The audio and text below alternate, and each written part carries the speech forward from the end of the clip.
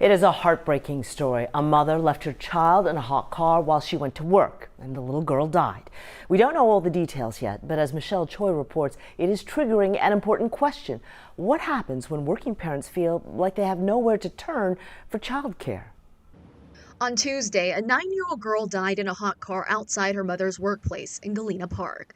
The Harris County Sheriff's Office says the child was left with a water bottle and a cracked window. You just have to think how desperate you'd have to be to leave your child in a situation that's that dangerous. When you came upon that news, what did you think?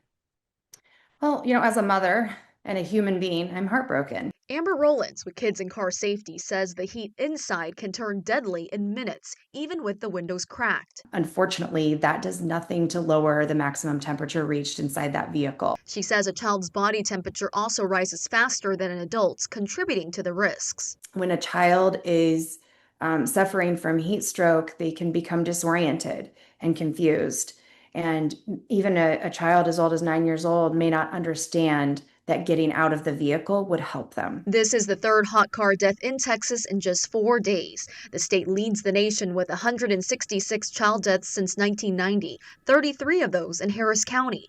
But Roland says tragedies like this point to deeper issues: lack of childcare and support systems. We've got to do better to support families. Collaborative for Children connects families with early childhood education and childcare through their free tool findchildcarenow.org. Dr. Melanie Johnson is the president and CEO. Would you say that here in Houston and in Texas in general, there is a huge lacking when it comes to childcare resources for parents?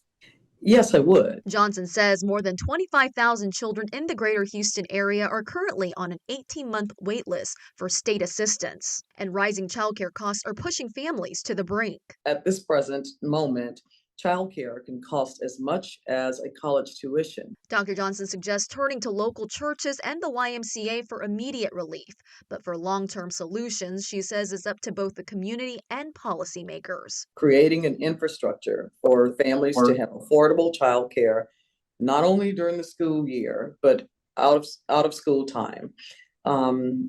We've all got to pull together to make sure that we make the change. In Houston, Michelle Choi, KHOU 11 News. So very sad. More to learn on that story. To other